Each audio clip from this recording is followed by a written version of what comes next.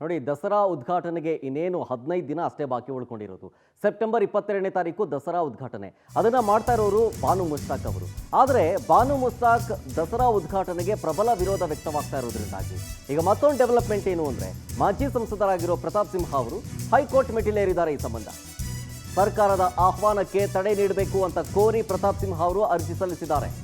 ದಸರಾ ಉದ್ಘಾಟನೆ ವೇಳೆ ಚಾಮುಂಡೇಶ್ವರಿ ಪ್ರತಿಮೆಗೆ ಪುಷ್ಪಾರ್ಚನೆಯನ್ನ ಮಾಡೋದು, ವೇದ ಮಂತ್ರ ಘೋಷಣೆ ಸಹಿತ ಧಾರ್ಮಿಕ ಆಚರಣೆ ಸಂಪ್ರದಾಯಗಳನ್ನು ಹಮ್ಮಿಕೊಳ್ಳಲಾಗಿರುತ್ತೆ. ಬಾನು ಮುಸ್ತಾಕ್ ಹಿಂದೂ ಮತ್ತು ಕನ್ನಡ ವಿರೋಧಿ ಭಾವನೆಯನ್ನು ಹೊಂದಿದ್ದಾರೆ. ಮೈಸೂರಿನ ರಾಜಮನೆತನದ ಕೂಡ ಸರ್ಕಾರದ ನಡೆಗೆ ವಿರೋಧವನ್ನ ವ್ಯಕ್ತಪಡಿಸಿದೆ. ಹಾಗಾಗಿ ಬಾನು ಮುಸ್ತಾಕ್ ಅವರಿಗೆ ನೀಡಿರೋ ಆಹ್ವಾನವನ್ನ ಹಿಂಪಡೆಯಲು ನಿರ್ದೇಶಿಸಿ ಅಂತೇಳಿ ಅರ್ಜಿಯನ್ನ ಸಲ್ಲಿಸಿದ್ದಾರೆ. ಜೊತೆಗೆ ಸಿಎಂ ಅವರಿಗೆ ಇದ್ರ ಬಗ್ಗೆ ನಿರ್ದೇಶನ ಕೊಡಿ ಅಂತ ಹೇಳಿ ಹೈಕೋರ್ಟ್ಗೆ ಪ್ರತಾಪ್ ಸಿಂಹ ಅವರು ಅರ್ಜಿಯನ್ನ ಸಲ್ಲಿಸಿದ್ದಾರೆ.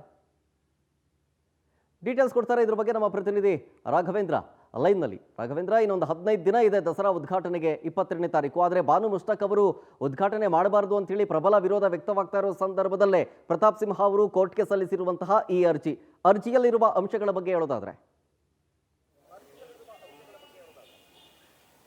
ಶರತ್, ಪ್ರಮುಖವಾಗಿ ದಸರಾ ವಿಚಾರದಲ್ಲಿ ರಾಜ್ಯ ರಾಜಕೀಯದಲ್ಲಿ ದೊಡ್ಡ ಮಟ್ಟದ ಚರ್ಚೆಗಳು ನಡೀತಾ ಇರ್ತಕ್ಕಂಥದ್ದು. ಯಾಕಂದ್ರೆ ಕಳೆದ ಸುಮಾರು ದಿನಗಳಿಂದಲೂ ಸಹ ದಸರಾ ಉದ್ಘಾಟನೆ ಏನು ಕಾರ್ಯಕ್ರಮ ಇದೆ, ಇದಕ್ಕೆ ಸಂಬಂಧಪಟ್ಟಂತೆ ಯಾವುದೇ ರೀತಿ ಈ ತರ ಚರ್ಚೆಗಳು ಆಗಿರಲಿಲ್ಲ. ಆದರೆ ಈ ಬಾರಿ ದಸರಾ ಉದ್ಘಾಟನೆ ಏನಿದೆ ಇದು ದೊಡ್ಡ ಮಟ್ಟದಲ್ಲಿ ಚರ್ಚೆ ಆಗ್ತದೆ, ಸಾಕಷ್ಟು ವಿವಾದಕ್ಕೂ ಸಹ ಕಾರಣವಾಗಿರ್ತಕ್ಕಂಥದ್ದು. ಬೂಕರ್ ಪ್ರಶಸ್ತಿ ವಿಜೇತೆಯಾಗಿರ್ತಕ್ಕಂತಹ ಬಾನು ಮುಸ್ತಾಕ್ ಅವರನ್ನ ಈ ಒಂದು ದಸರಾ ಉದ್ಘಾಟನೆಗೆ ಸರ್ಕಾರ ಆಹ್ವಾನವನ್ನ ಕೊಟ್ಟಿರ್ತಕ್ಕಂಥದ್ದು ಮುಖ್ಯ ಅತಿಥಿಯಾಗಿ. ಹೀಗಾಗಿ ಇದಕ್ಕೆ ಸಾಕಷ್ಟು ವಿರೋಧವನ್ನ ಬಿಜೆಪಿ ಆಗಿರ್ಬೋದು, ಕೆಲವೊಂದಿಷ್ಟು ಹಿಂದೂ ಪರ ಸಂಘಟನೆಗಳು ಸಹ ಸಾಕಷ್ಟು ವಿರೋಧವನ್ನ ವ್ಯಕ್ತಪಡಿಸಿದ್ದಾರೆ. ರೀಸನ್ ಇಷ್ಟೇ, ಬಾನು ಮುಸ್ತಾಕ್ ಅವರು ಹಿಂದೂ ವಿರೋಧಿಯ ಒಂದು ಬಿಂಬಿಸ್ಕೊಂಡಿರ್ತಕ್ಕಂಥವ್ರು. ಹಿಂದೂ ಆಚರಣೆಗಳನ್ನ, ಹಿಂದೂ ಧಾರ್ಮಿಕ ಭಾವನೆಗಳನ್ನ ಅವರು ವಿರೋಧ ಮಾಡ್ತಾರೆ.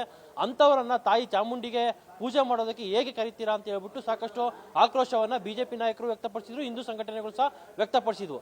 ಇದೀಗ ಒಂದು ಹೆಜ್ಜೆ ಪ್ರತಾಪ್ ಸಿಂಹ ಅವರು ಮುಂದೆ ಹೋಗಿ ತಮ್ಮ ವಕೀಲರ ಮುಖಾಂತರ ಹೈಕೋರ್ಟ್ ನಲ್ಲಿ ಒಂದು ಪಿಟಿಷನ್ ಅನ್ನು ಸಹ ಲಾಂಚ್ ಮಾಡಿರ್ತಕ್ಕಂಥದ್ದು. ಸರ್ಕಾರಕ್ಕೆ ಈ ಕೂಡಲೇ ಕೋರ್ಟ್ ಮಧ್ಯಪ್ರವೇಶ ಮಾಡಿ ಒಂದು ಸೂಚನೆಯನ್ನ ಕೊಡಬೇಕು. ಬಾನು ಮುಸ್ತಾಕ್ ಅವ್ರಿಗೆ ಏನು ಆಹ್ವಾನವನ್ನ ಕೊಡಿ ಅದನ್ನ ವಾಪಸ್ ಪಡೆಯುವಂತೆ ಸರ್ಕಾರಕ್ಕೆ ಸೂಚನೆಯನ್ನ ನೀಡಬೇಕು. ಕಾರಣ ಇಷ್ಟೇ, ಇದು ರಾಜಮನೆತನದವರು ಸಹ ಇದಕ್ಕೆ ಆಪೋಸ್ ಅನ್ನ ಮಾಡಿದ್ದಾರೆ, ಜೊತೆಗೆ ಸಾಕಷ್ಟು ತಿರಸ್ಕಾರವನ್ನ ಮಾಡಿದ್ದಾರೆ. ಜೊತೆಗೆ ಏನು ಬಾನು ಮುಸ್ತಾಕ್ ಅವರು ಏನಿದ್ದಾರೆ ಅವರು ಸಾಕಷ್ಟು ಹಿಂದೂ ವಿರೋಧಿ ಅಂತ ಗುರುತಿಸಿಕೊಂಡಿದ್ದಾರೆ. ಹಿಂದೂ ಧಾರ್ಮಿಕ ಭಾವನೆಗಳಿಗೆ ಅವರು ಯಾವತ್ತೂ ಸಹ ಬೆಲೆಯನ್ನು ಕೊಟ್ಟಿಲ್ಲ. ಹೀಗಾಗಿ ಅಸಂಖ್ಯಾತ ಭಕ್ತರು ಮತ್ತು ಹಿಂದೂಗಳಿಗೆ ಇದು ನೋವುಂಟಾಗುತ್ತೆ. ಕೂಡಲೇ ನೀವು ಸರ್ಕಾರಕ್ಕೆ ಒಂದು ನಿರ್ದೇಶನವನ್ನು ನೀಡಬೇಕಂತ ಹೇಳ್ಬಿಟ್ಟು ಕೋರ್ಟ್ ನಲ್ಲಿ ಒಂದು ಪಿಟಿಷನ್ ಅನ್ನು ಹಾಕಿರ್ತಕ್ಕಂಥದ್ದು. ಈಗ ಕೋರ್ಟ್ ಯಾವ ರೀತಿ ತೀರ್ಪನ್ನು ಕೊಡುತ್ತೆ ಅನ್ನೋದನ್ನ ನಾವು ಕಾದು ನೋಡ್ಬೇಕಾಗಿದೆ. ಶರತ್, ಓಕೆ, ಥ್ಯಾಂಕ್ ಯು ರಾಘವೇಂದ್ರ ಡೀಟೇಲ್ಸ್ಗಾಗಿ.